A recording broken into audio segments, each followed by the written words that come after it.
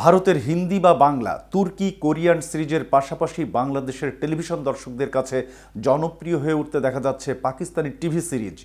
সামাজিক মাধ্যম, বিশেষ করে ফেসবুকে বেশ কিছু বড় গ্রুপ তৈরি হয়েছে উর্দু ভাষার পাকিস্তানি সিরিজের বাংলাদেশি দর্শকদের নিয়ে, যাদের অধিকাংশই নারী এবং বয়সে তরুণ। কিন্তু হঠাৎ কিভাবে বাংলাদেশে তুমুল জনপ্রিয় হয়ে উঠেছে পাকিস্তানি টিভি সিরিজগুলো, বিস্তারিত থাকছে প্রতিবেদনের বাকি অংশে। আর কে টিভি শোবিজ চ্যানেল থেকে আপনাদের সাথে আছি আমি শাহনেওয়াজ।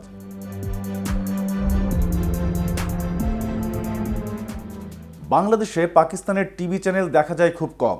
মূলত ভিডিও শেয়ারিং প্ল্যাটফর্ম ইউটিউব আর দুই একটা আন্তর্জাতিক ওটিটির মাধ্যমেই দর্শক তৈরি হয়েছে পাকিস্তানি টিভি সিরিজের।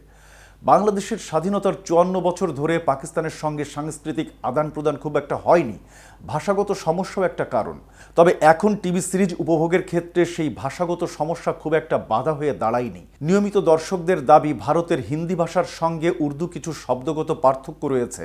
তাই যারা নিয়মিত হিন্দি ভাষায় নানা ধরনের কন্টেন্ট দেখে অভ্যস্ত, তাদের কাছে উর্দু ভাষা বুঝতে বেগ পেতে হয় না। এছাড়া সবগুলো সিরিজেই থাকে ইংরেজি সাবটাইটেল। এ কারণে উর্দু বা হিন্দি না বুঝলেও চলে। বাংলাদেশের ৯০-এর দশক থেকে হিন্দি সিরিয়ালের জনপ্রিয়তা দেখা যায়। এরপর তুর্কি এবং কোরীয় সিরিজের জনপ্রিয়তা তৈরি হয়। তবে উর্দু নাটকের জনপ্রিয়তা খুবই সাম্প্রতিক। দর্শকদের বাইরে এটি নিয়ে তেমন আলোচনাও দেখা যায় না।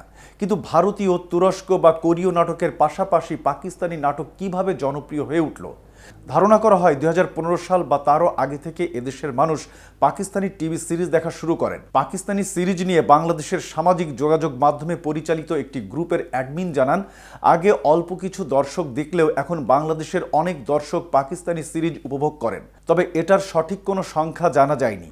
ফেসবুকে প্রায় ২.৫ লাখ সদস্যের পাকিস্তানি ড্রামা পোস্টিং বিডি গ্রুপের এই অ্যাডমিন মনে করেন, করোনার সময় মানুষ যখন ঘরে বসে ছিল তখন থেকেই পাকিস্তানি ড্রামার দিকে ঝুঁকেছে। ওই সময় তারা প্রতিষ্ঠা করেন গ্রুপটি। পাকিস্তানি টিভি সিরিজ নিয়ে অনেক আলোচনায় নিশ্চিত হয়েছি। ওই সময় মানুষ দেখা শুরু করে, তখন পুরনো অনেক সিরিজই নতুন করে আলোচনায় আসে এবং গ্রুপে লেখালেখি হয়। তিনি মূলত দুটি ফেসবুক গ্রুপ চালান, একটি প্রাইভেট আর একটি পাবলিক। এর মধ্যে পাবলিক ছাড়া পাকিস্তানি সিরিজ নিয়ে কমপক্ষে হাফ ডজনের বেশি গ্রুপ সচল আছে বলে জানান আলবিয়া। সবগুলো গ্রুপে নতুন সিরিজ, নতুন পর্ব ও তারকাদের নিয়ে নিয়মিত আলোচনা হয়। ফেসবুকে এ ধরনের বেশ কিছু গ্রুপের সদস্য সংখ্যা লক্ষাধিক। যারা এসব গ্রুপে সিরিজ নিয়ে আলোচনা করেন তারাই মূলত দর্শক। তাদের কয়েকজনের সঙ্গে কথা বলে জানা যায়, দুই দেশের ধর্ম এক হওয়ার কারণে অনেকেই এসব সিরিজ দেখতে বেশ আগ্রহ দেখান। এটা ছাড়াও বেশ কিছু কারণ রয়েছে দর্শক তৈরি হওয়ার।